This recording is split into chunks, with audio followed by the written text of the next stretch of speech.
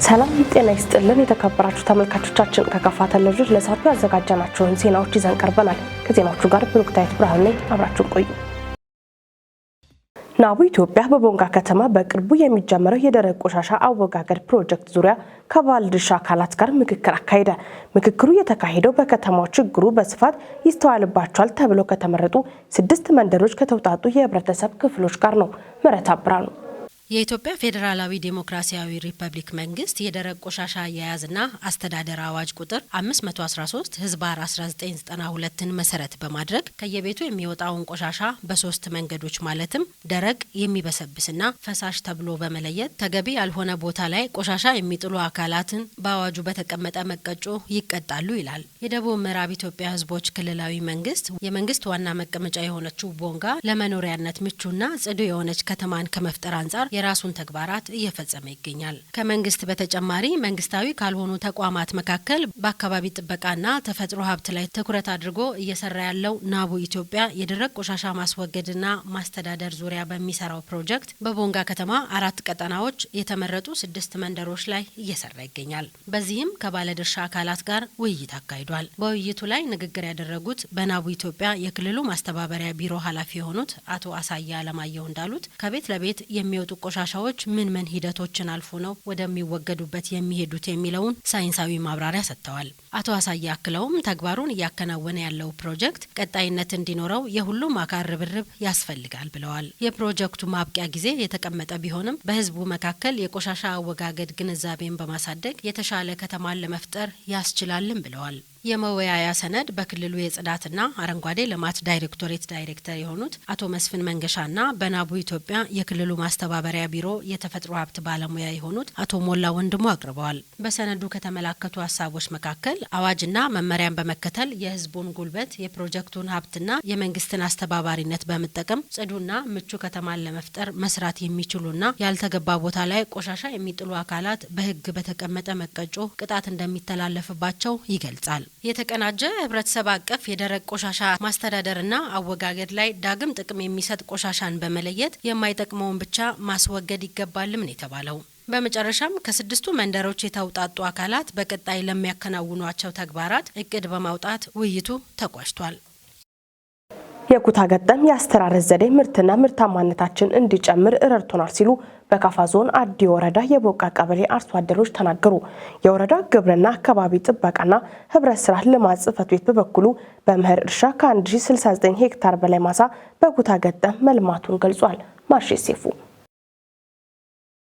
ኩታ ገጠም የአስተራረስ ዘዴ በአንድ አካባቢ ያሉ አርሶ አደሮች ተመሳሳይ ሰብል በስፋት በማምረት ምርታቸውን ለመሰብሰብና ሰብሎችን ከተለያዩ ጉዳቶች ለመከላከል ይረዳቸዋል። ይህም ጊዜና ጉልበትን በመቆጠብ አላስፈላጊ ወጪና የባለሙያዎችን እንግልት ከመቀነስ ባሻገር የአርሶ አደሮችን ምርታማነት እንዲጨምር ያደርጋል። በካፋ ዞን አዲ ወረዳ በወቃ ቀበሌ ካነጋገርናቸው አርሶ አደሮች መካከል አቶ ጋልቶ ገረመው፣ ገብረ ህይወት ገረመውና ገብቶ ገባበው ከዚህ ቀደም ግጦሽ የነበረን ማሳም በኩታ ገጠም ስንዴ በማልማት የተሻለ ምርት ለማግኘት እየሰሩ መሆናቸውን ተናግረዋል። በኩታ ገጠም ማልማት ምርታማነት እንዲጨምር ረድቶናል ያሉት አርሶ አደሮች የምርጥ ዘር የማዳበሪያና የኖራ አቅርቦት ያለምንም ችግር ተደራሽ መሆኑን አንስተዋል። ከዚህ ቀደም በሄክታር ከ10 ኩንታል ያልበለጠ ስንዴ እንደሚያገኙ በመግለጽ አሁን ላይ እስከ 40 ኩንታል ማግኘት እንደሚያስችላቸው ተናግረዋል። በወረዳው የቦቃ ቀበሌ ግብርና ጽሕፈት ቤት ኃላፊ አቶ አላሉ አደመ በቀበሌው አርሶ አደሮች በኩታ ገጠም የተለያዩ ሰብሎችን የማልማት ልምዳቸው ከጊዜ ወደ ጊዜ እየተሻሻለ በመምጣቱ ምርታማነታቸው የጨመረ ነው ብለዋል። በቀበሌው 13 ክላስተሮች በተለያዩ ሰብሎች የተሸፈነ ሲሆን ከነኚህም 5ቱ የስንዴ ክላስተር መሆኑን የገለጹት ኃላፊው ይህም አርሶ አደሮች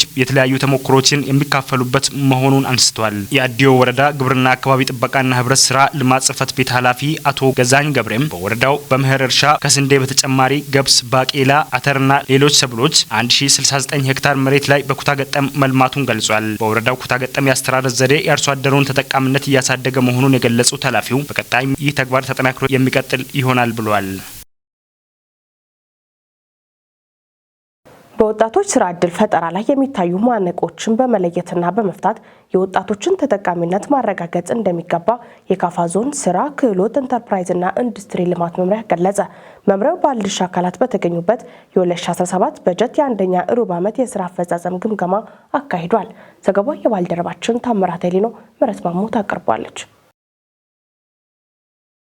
በመድረኩ ተገኝተው የመክፈቻ ንግግር ያደረጉት የመምሪያው ኃላፊ አቶ ሚሊዮን ኃይሌ እንደገለጹት በባለፈው በ2016 በጀት ዓመት የስራ አፈጻጸም ማጠቃለያም ግምገማ መካሄዱን አውስተው በ2017 ዓመተ ምህረት አንደኛ ሩብ ዓመት በመስክ ምልከታ የታዩ የስራ እንቅስቃሴዎችን ለመገምገምና የጋራ አቅጣጫ ለማስቀመጥ የታለመ መድረክ መሆኑን ገልጸዋል። ኦልሞስት ግማሽ ጨርሰናል። 50% የሚደርስ ጊዜ ጨርሰናል። እስከዛ ድረስ ምንድነው የሰራ ነው? ምንድነው ያጋጠመን ችግር? እስካሁን ድረስ ያልተሻገርናቸው ችግሮችስ ምንድናቸው? በጋራ ከተግባባን በኋላ በየአካባቢው ያሉ የተግባር ወጥነት ችግሮች ከምን የመነጩ ናቸው? ተቋሙን በእውቀት እየመራን ነው አይደለም ወይ የሚለውን ነገር በጋራ ለመደገፍ ወጥ የሆነ ቼክሊስት ተዘጋጅቶ ወደ ታች ተወርዶ የተገኙ መልካም ተሞክሮች አሉ፣ የተገኙ ደግሞ ጉድለቶች አሉ። ይሄ እንግዲህ በየቦታ ያለውን ነገር ስንገመግም እጅግ በጣም አስደንጋጭ ነገሮችም አሉ። አንዳንድ አካባቢዎች ላይ ደግሞ እጅግ በጣም ተስፋ ሰጪ የሆኑ ነገሮች አሉ። እነኚህን ያገኘናቸው ነገሮችን እዚህ በጋራ እንገምግም የሚል ነገር ይዘን የመጣንበት ነገር ነው ያለው። ስለዚህ በመጀመሪያ ደረጃ እነኚህ ጉዳዮች ላይ እንዴት ነው የህዝባችንን ተጠቃሚነት ልናሻግር የምንችልባቸው ስራዎችን ተቀናጅተን መስራት የምንችለው? በምን አይነት አግባብ ነው ተደጋግፈን መሄድ ያለብን? አንዱ ጋር ያለው መልካም ነገር ለምንድን ነው ሌላኛው ጋር ያለደው? አንደኛው ጋር ያለው ክፍተት ለምንድን ነው ያልታረመው? የሚሉትን ነገሮች በጋራ ማየት አለብን የሚል ሰፋ ያለ በእያንዳንዱ ወረዳዎች ላይ የታዩ መልካም ተሞክሮችና ክፍተቶችን እዚህ ለይተን በሰነድ መልክ አቅርበናል። እሱን በጋራ እንወያይበታለን። ወጣቱ በአካባቢያቸው ያለውን ጸጋ ተጠቅመው የስራ ዕድል ተጠቃሚ እንዲሆኑ ሁሉም በትኩረት መስራት እንደሚገባቸው አሳስበዋል። ኮሌጅ 50 ተማሪ ኮሌጅ ተብሎ 50 ተማሪ ይዞ እንዴት ነው ኮሌጅ ሊባል የሚችለው? እንዴት ነው 100 ተማሪ ይዞ አንድ ኮሌጅ ሊባል የሚችለው? እውነት ተማሪ ጠፍቶ ነው? ሰልጣኝ ጠፍቶ ነው? የተማረ ጠፍቶ ነው? የግድ ትምህርት መጨረስ ብቻ አይደለም እኮ ኮሌጅ ግቢ ውስጥ ለመግባት እኔም እናንተም ገብተን መማር እንችላለን። የመንግስት የትኩረት አቅጣጫዎችን አቅርበን ባለፈው ተስማምተናል። አትሊስት አንድ ሰው ቢያንስ በትንሹ ህይወቱን ሰስቴን ለማድረግ ለማስቀጠል ኮምፒታንት ሆኖ ለመኖር የአንድ ክህሎት ባለቤት መሆን መቻል አለበት ብለናል። አንድ ዜጋ ነው ያለው እንጂ ስራ አጡ አላልንም። የሰለጠነም እኛም ሌላም ቢሆን የተለያዩ ሙያዎችን መሰልጠን አለብን። ዓለም አሁን ወደዛ ነው ፑሽ እያደረገን ያለው። ስለዚህ ይሄንን በደንብ የኛ ተግባር ነው የሚለው ነገር ሰዎች ማወቅ መቻል አለባቸው።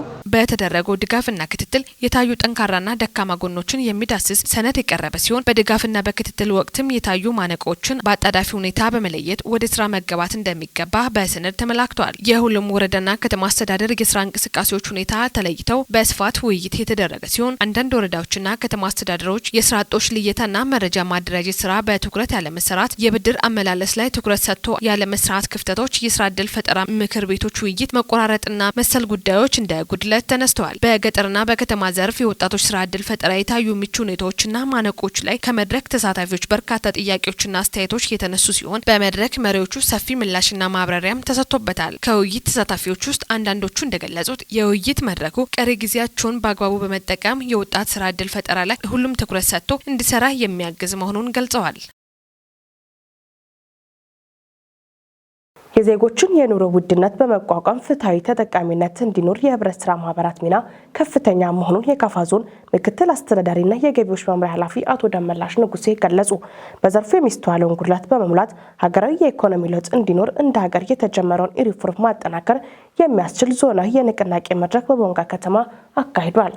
ዘገባው የባልደረባችን ፍጹም ተሾመ ነው። ምረት ማሙ የህብረት ስራ ማህበራት በሀገር ኢኮኖሚ ላይ የሚኖራቸው ሚና ከፍተኛ ቢሆንም በተፈለገው ልክ ግን ተንቀሳቅሷል ማለት አያስደፍርም። ይህ ደግሞ የመዋቅራዊ አደረጃጀቱ እውቀትን መሰረት ያደረገና ስትራቴጂካዊ ያለመሆኑ እንደሆነ በዘርፉ የሚወጡ ጥናቶች ያሳያሉ። በመሆኑም መዋቅራዊ አደረጃጀቶችን ማዘመን እንዲሁም በማህበራቱ የሚሰጡ አገልግሎቶችን ህግና ስርዓትን የተከተሉ እንዲሆኑ የውስጥ ቁጥጥር ስርዓትን ማጠናከር በማስፈለጉም መድረኩ መዘጋጀቱ ተገልጿል። የህብረት ስራ ማህበራት የዓለማችንን የስራ አብዮት እየቀየሩ መሆናቸውን የተናገሩት የካፋ ዞን ግብርና አካባቢ ጥበቃና ህብረት ስራ መምሪያ ኃላፊ አቶ ጋባ በመጫም በከተማና በገጠር የሚገኙ አካላትን ከኑሮ ውድነት ለመታደግ የተፈጠረ ሞዴል መሆኑን ጠቅሰዋል። ድህነት ቀናሽ ተቋማት ውስጥ አንዱ መሆኑን የተናገሩት ኃላፊው በዞኑ የሚገኙትን ማህበራት ሪፎርም በማድረግ እንደ አዲስ ማደራጀት የሚያስችል ማዕቀፍ መዘጋጀቱን ገልጸዋል። የሀገራችን ኢኮኖሚ እድገት ለማስቀጠል ከድህነት ለማላቀቅ የሚደረገው ጥረት ከዳር ለማድረስ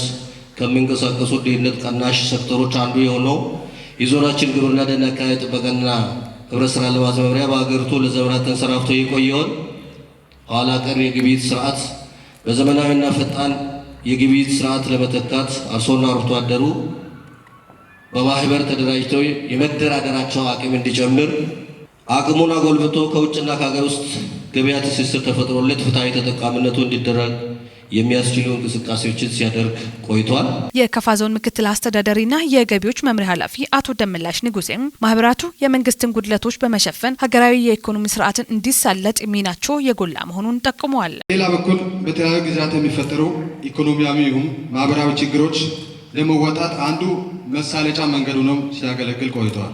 በተለይ በሀገራችን ታሪክ ውስጥ የኑሮ ውድነት ሲከሰት በተለይ ማክሮ ኢኮኖሚ መዛባት ሲያጋጥም ብቻም ሳይሆን የምርት እጥረት ሲያጋጥመን ካለበት ቦታ በማምጣት ወደሌለበት ያመጣ ፍትሃዊ የሆነ ተጠቃሚነት እንዲኖር ከማገዝም አንጻር ሰፊ ስራ ተሰርቷል። በተጨማሪም የኑሮ ውድነትን ለመቋቋም የሚያስችልና ለዜጎች ፍትሃዊ ተጠቃሚነት እንዲኖር ድርሻቸው ከፍተኛ በመሆኑም የሚታየውን ክፍተት በመሙላትና የተፈለገው ለውጥ እንዲመጣ ዞኑ በትኩረት ይሰራልን ብሏል። በመሆኑም ሀገራዊ የመደመር እሳቤዎችን ያነገበ እንደሆነ ከግንዛቤ በማስገባት ለተግባራዊነቱ ሁሉም በትኩረት ሊሰራ ይገባልን ብሏል። ተቋማትን ተልዕኮ ከማሳካት አንጻር ሰፊ ጉድለት ይታይበታል። ህብረት ስራ ማህበራት በተለይ የአደረጃጀት ችግር አለበት። ከዛ አለፍ ሲል የሰው ኃይል አደረጃጀት ወቅቱን የሚመጥን የዋጀም አይደለም። እነዚህ ማህበራት ተደራጁ እንጂ ተልዕኳቸውን ከመወጣት አንጻር ሰፊ ጉድለት አላቸው። በተለይ ከሂሳብ ጋር በተያያዘ የአመራር ስምሪት ጋር በተያያዘ አብዛኛው መመሪያዎች የቆዩ ናቸው። በተለይ አሁን ባለንበት ነባራዊ ሁኔታ አንጻር ሁሉም ነገር ወደ ሪፎርም የገባበት ሁኔታ አለ። ከዚያ አኳያ ወቅቱን የዋጀ አደረጃጀት የሰው ኃይል ስምሪት ስለሚያስፈልግ አሁን በእንደዚህ አይነት ነባራዊ ሁኔታ ወደ ሪፎርም ውስጥ መገባቱ ከፍተኛ የሆነ አስተዋጽኦ ያበረክታል ብለን እናምናለን። ከዛ አንጻር ሁላችንም በያለንበት ይህን ሪፎርም አጠቃላይ ወስደን ወደ ተግባር ወደ መሬት ከማውረድ አንጻር ኃላፊነት ልንወስድ ይገባል።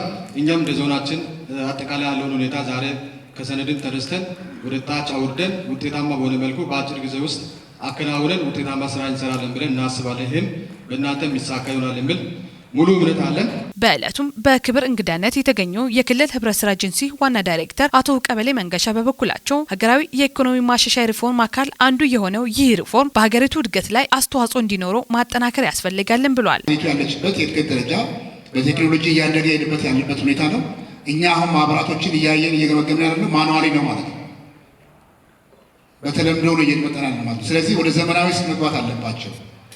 ምርቶቻቸውን እኛ አይደለንም በዓለም አቀፍ ደረጃ ተወዳዳሪ የሚያደርስባቸው ዘመናዊ አሰራር ውስጥ እንዲገቡ ማድረግ ያስፈልጋል ማለት ነው። ካፋ ዞን ውስጥ በሰብል ወይም በሸማቾች ህብረት ስራ ማህበር የተደራጀ ማህበርን አጠቃላይ በሀገር አቀፍ ደረጃ ላይ እውቅና እንዲኖሩና መረጃዎች የሚገኝበት ስርዓት መዘርጋት አለበት። ህብረት ስራ ማህበራትን ለማደራጀት የሚደረገው ሂደት ውስጥ የክልል መንግስት ከፍተኛ ድጋፍ እንደሚያደርግም ዋና ዳይሬክተሩ ተናግረዋል። በዞን ደረጃ በተዘጋጀው የህብረት ስራ ማህበራት ንቅናቄ መድረክ ላይ የክልል ህብረት ስራ ኤጀንሲን ጨምሮ የካፋ ዞን ከፍተኛ የመንግስት ስራ ኃላፊዎችና የሁሉም መዋቅር ባለድርሻ አካላት ተገኝተው መክረዋል። ወጣቶች በሁሉም መስክ ተጠቃሚ እንዲሆኑና የኢኮኖሚ ተጠቃሚነት ጥያቄያቸው እንዲመለስ ለማድረግ ከሌሎች ባለድርሻ አካላት ጋር በመቀናጀት ሰፊ ስራዎች እየተሰሩ መሆኑን የካፋ ዞን ብልጽግና ፓርቲ ወጣቶች ሊግ ቅርንጫፍ ጽህፈት ቤት አስታወቀ። ቅርንጫፍ ጽህፈት ቤቱ የ2017 ዓ.ም የእስካሁን አፈጻጸም በመገምገም በቀጣይ የትኩረት አቅጣጫዎች ዙሪያ ውይይት አካሂዷል። ዘገባው የባልደረባችን በላቸው በላይ ነው። ምረት ማሞ ታቀርባለች። ወጣቶች በሁሉም መስክ ተጠቃሚ እንዲሆኑና የኢኮኖሚ ተጠቃሚነት ጥያቄያቸው እንዲመለስ ለማድረግ ከሌሎች ባለድርሻ አካላት ጋር በመቀናጀት ሰፊ ስራዎች እየተሰሩ መሆኑን የካፋ ዞን ብልጽግና ፓርቲ ወጣቶች ሊግ ቅርንጫፍ ጽህፈት ቤት አስታወቀም። ቅርንጫፍ ጽህፈት ቤቱ በ2017 ዓ.ም የእስካሁን የተግባራት አፈጻጸምን በመገምገም በቀጣይ የትኩረት ነጥቦች ዙሪያ ውይይት አካሂዷል። በውይይቱም የወረዳዎች የከተማ አስተዳደሮችና የብልጽግና ፓርቲ ወጣቶች ሊግ ቅርንጫፍ ጽህፈት ቤት ኃላፊዎችና የዞን ብልጽግና ፓርቲ ወጣቶች ሊግ አስፈጻሚዎች ተገኝተዋል። የካፋ ዞን ብልጽግና ፓርቲ ወጣቶች ሊግ ቅርንጫፍ ጽሕፈት ቤት ኃላፊ አቶ ታደለ ብርሃኑ እንደገለጹት ወጣቶችም በሁሉም መስክ ተጠቃሚ ለማድረግ እቅድ ተይዞ እየተሰራ ነው ብለዋል። የክልሉን የ2017 ዓመተ ምህረት እቅድ መነሻ በማድረግ የአካባቢውን ነባራዊ ሁኔታና አቅምን ያገናዘበ እቅድ ተዘጋጅቶ ወደ ተግባር መገባቱን ያስታወሱት ኃላፊው እቅዱ እስከ ታችኛው መዋቅር እንዲወርድና ይህም ውጤታማ እንዲሆን ከባለድርሻ አካላት ጋር ውይይቶችን ማድረግ መቻሉን ገልጸዋል። በዚህም በአንደኛ ሩብ ዓመት ሰፊ ስራዎች በተጨባጭ ሲከናወኑ መቆየታቸውን አብራርተዋል። የአቅም ግንባታ ስራዎች መሰራታቸውን ያነሱት አቶ ታደለ በሩብ ዓመቱ ከ29 ሺህ በላይ የሌግ አባላትን ከማሰልጠን በዘለለም በወቅታዊ ጉዳዮች ዙሪያ ውይይት መደረጉን ተናግረዋል። በንቅናቄ የሚተገበረው አጀንዳዎች አፈጻጸም አበረታች መሆኑን በሪፖርታቸው ያብራሩ አቶ ታደለም የጸጥታ አካላት ጋር በጋራ በመሆን የአካባቢ ሰላምን የማስጠበቅ ስራ ላይ ወጣቶች እንዲሳተፉና በሌሎች የበጎ ፍቃድ አገልግሎት ስራዎች በሰፊው እንዲሳተፉ መደረጉን ገልጸዋል። የወጣቶች የኢኮኖሚ ተጠቃሚነት ጥያቄያቸው እንዲመለስ ለማድረግ ከሌሎች ባለድርሻ አካላት ጋር በመቀናጀት ሰፊ ስራዎች እየተሰሩ መሆኑን ጠቅሰዋል። አደረጃጀቶቹን በማጠናከር ምሁራን አባላትን ማፍራት፣ የወጣቶች ስራ እድል ፈጠራ ላይ ከሌሎች ባለድርሻ አካላት ጋር ተቀናጅቶ መስራት፣ የመረጃ አያያዝን ማዘመንና የተናበበ እንዲሆን ማድረግ፣ የተተኪ አመራር ምልመላ በተደራጀ መንገድ ማከናወን፣ ወጣቶች የኢኮኖሚ ባለቤት እንዲሆኑ የቁጠባ ስርዓትን ማጠናከርና በተግባራቸው ሞዴል እንዲሆኑ ማስቻል በቀጣይ ትኩረት የሚያስፈልጋቸው ስራዎች መሆናቸውን የጽሕፈት ቤቱ ኃላፊ አቶ ታደለ ገልጸዋል። በመድረኩ የተካፈሉት ተሳታፊዎች በሰጡን አስተያየት አደረጃጀቶችን ማጠናከርና የወጣቶች ኢኮኖሚያዊ ተጠቃሚነት ጥያቄያቸውን እንዲመለስ ለማድረግ ከሌሎች ባለድርሻ አካላት ጋር በመቀናጀት እንደሚሰራም ተናግረዋል። አክለውም ጽሕፈት ቤቱ ቀጣይ ትኩረት የሚሹ ጉዳዮች ብሎ የለያቸውን ተግባራት ውጤታማ እንዲሆን ወደ ተግባር ቀይረው ለመስራት ቃል ገብተዋል።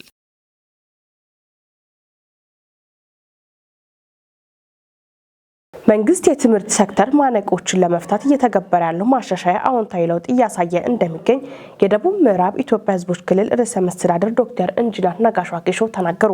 ርዕሰ መስተዳድሩ ይህን ያሉት በክልሉ ለመጀመሪያ ጊዜ የትምህርት ጥራት እምርታ ለሁለንተናዊ ብልጽግና በሚል መሪ ቃል በተዘጋጀው የትምህርት ሴክተር ጉባኤ ላይ ነው። ከክልሉ መንግስት ኮሚኒኬሽን ለተገኘ ዘገባ ጽዮን ታደለ። ትምህርት የሀገር ተረካቢ የሆኑ ዜጎች በእውቀት በክህሎትና በስነ ምግባር ታንጸው የሚወጡበት ነው ያሉት ርዕሰ መስተዳድሩ ባለፉት ጊዜያት የትምህርት ሽፋን ላይ ትኩረት ተደርጎ በተሰራ ስራ ተደራሽነትን ማስፋት ቢቻልም የጥራት ጉዳይ ከጊዜ ወደ ጊዜ አሳሳቢ የሆነ መምጣቱን ገልጸዋል። የለውጡ መንግስት ይህንን መሰረታዊ የትምህርት ሴክተር ችግር በውል በመለየት በፖሊሲና በህግ ማዕቀፎች ጭምር በመታገዝ የትምህርት ጥራትን ለማሻሻል በሰጠው ልዩ ትኩረት ተጨባጭ ለውጥ እየተመዘገበ መሆኑንም አስረድተዋል። ከነዚህ የማሻሻያ ማዕቀቦች አንዱ የሆነው የትምህርት ቤት የደረጃ ማሻሻያ ንቅናቄ በክልሉ ውጤታማ ተግባር መከናወኑን የገለጹት ርዕሰ መስተዳድሩ የመምህራንና የትምህርት ሴክተር አመራሮች ብቃት ማሻሻያ የአቅም ግንባታ ስራው በቀጣይነት ልዩ ትኩረት የሚሻው መሆኑን ተናግረዋል። በክልሉ የትምህርት ጥራትን በተሟላ መልኩ ለማረጋገጥ እየተሰራ ባለው ተግባር አንዱና ዋነኛው ማነቆ በአንደኛ ደረጃ የመማሪያ መጽሐፍ ተደራሽነት ችግር መሆኑን የጠቆሙት ርዕሰ መስተዳድሩ ከትምህርት ሚኒስቴር ጀምሮ በየደረጃው ያሉ የባለድርሻ አካላት ችግሩን ለመቅረፍ የሚደረገው ጥረት ድጋፋቸውን አጠናክሮ እንዲቀጥሉም ጠይቀዋል። ርዕሰ መስተዳድሩ አክለውም በትምህርት ጥራት ላይ የተጀመረው ተግባር ውጤታማ እንዲሆን በየደረጃው ያሉ የትምህርት ሴክተር አመራሮች ሙሉ የስራ ጊዜያቸውን በትምህርት ቤት በማድረግ የመማር ማስተማር ተግባሩን ማሳለጥ እንደሚገባቸውም አስገንዝበዋል። ትምህርት ሁለንተናዊ የሀገር እድገትና ብልጽግናን ለማረጋገጥ ቁልፍ መሳሪያ መሆኑን የገለጹት የኢፌዴሪ ትምህርት ሚኒስትር ዴኤታ ዶክተር አየለች እሸቴ ይህንን ለማሳካት ጥራቱን የጠበቀ ትምህርት ተደራሽ ማድረግ ተቀዳሚ ተግባር መሆኑንም ገልጸው ሚኒስትር ዴኤታዋ አክለውም ለትምህርት ስብራት ማነቆ ከሆኑ ውስጥ በዋናነት የስርዓተ ትምህርት ትግበራ ውስንነት፣ የትምህርት አመራር ቁርጠኝነት ማነስ እንዲሁም የትምህርት ቤቶች ለመማር ማስተማር ስራው ምቹ ያለመሆን እንደሆኑም አስረድተዋል። በክልሉ የትምህርት ጥራት ለማሻሻል የተጀመረው ተግባር ተጠናክሮ እንዲቀጥል ያሳሰቡት ሚኒስትር ዴኤታዋ በተለይ የትምህርት ሴክተር አመራሮችና መምህራኖች አቅም ግንባታን በመደገፍ ውጤታማነትን ለማረጋገጥ ቁርጠኛ መሆናቸውንም ተናግረዋል። የትምህርት ሴክተር ቁልፍ ተልዕኮ የነገው ሀገር ተረካቢ ዜጋን በእውቀት በክህሎትና አመለካከት በመቅረጽ የሀገር ብልጽግናን ማረጋገጥ መሆኑን የገለጹት የክልሉ ትምህርት ቢሮ ኃላፊና ምክትል ርዕሰ መስተዳደር ማዕረግ የማህበራዊ ክላስተር አስተባባሪ አቶ አልማው ዘውዴ በዚህ አኳያ በሀገራዊ እንዲሁም በክልላችን ደረጃ የሚደረጉ ጥረት እንዳለ ሆኖም አሁንም ያልተሻገርናቸው ጉዳዮች እንዳሉ ተናግረዋል። በክልሉ እየተተገበሩ ያሉ የትምህርት ሴክተር የለውጥ ማሻሻያ ውጤት ያስመዘገበ መሆኑን የጠቆሙት አቶ አልማው የተጀመረው ጥረት የተፈለገ ውጤት እንዲያመጣ የባለድርሻ አካላት ተሳትፎ ተጠናክሮ እንዲቀጥልም በአጽንኦት ጠይቀዋል። የተወደዳችሁ ተመልካቾቻችን ከካፋ ቴሌቪዥን ለሰዓቱ ያዘጋጀናቸው ዜናዎች እስካሁኖቹ ነበሩ። ዜናዎቹን በመምራት ብሩክታይት ብርሃኑ አብራችሁ ቆይታ አደረኩ። ቀሪ የጣቢያችን መሰናዶች ይቀጥላሉ። መልካም ጊዜ